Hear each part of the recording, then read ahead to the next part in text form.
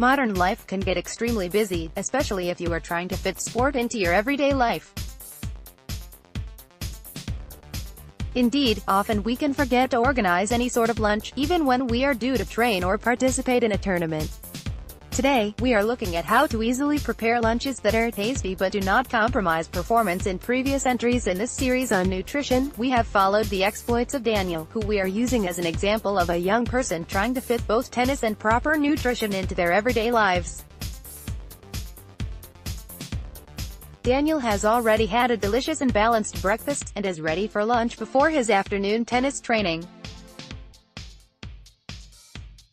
Just after school he has to consume a practical but tasty and nutritious meal. He has little time available to him, and so he has to choose his food based on the following characteristics. 1. Practicality. 2. Digestibility. 3. How fast his body will receive energy from the food he is eating. The most appropriate lunch for Daniel includes foods with simple carbohydrates, such as semolina pasta, immediate release of sugars. This is preferable to complex carbohydrates, which are not as quickly assimilated by the body. These include rice and potatoes. Related 9 foods to help promote muscle growth after training. Next on the list are highly digestible proteins, to be consumed together with the simple carbs. Tuna is a great choice, a practical, tasty food that is rich in proteins and essential fats, omega-3 and omega-6. Parmesan cheese is also a good option, as it is energetically effective, rich in calcium and basic micronutrients. Aged Parmesan cheese is the only cheese recommended in this circumstance because it is lactose-free and therefore easily digested. Alternatively, Daniel can opt for lean foods such as bresaola or turkey breast. Bresaola is a lean, cured meat, rich in proteins and essential amino acids. It is also rich in iron and vitamin B. Turkey breast is a great option because it is low in fat and rich in iron, minerals, proteins and even sodium, salt. It is also rich in creatine, a compound useful in increasing the explosiveness of muscles.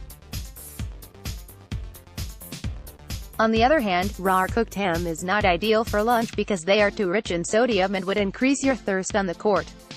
Daniel, therefore, should combine 100 grams of pasta with about 150 grams of one of these proteins. He should also add 20 milliliters of extra virgin olive oil, which is a source of vitamin E and healthy fats that relieve fatigue. It's important to avoid normal pasta, as this can raise your blood sugar levels to an unwanted level. Signs and symptoms that this has happened to you include loss of strength and concentration, lack of clarity and loss of muscle energy.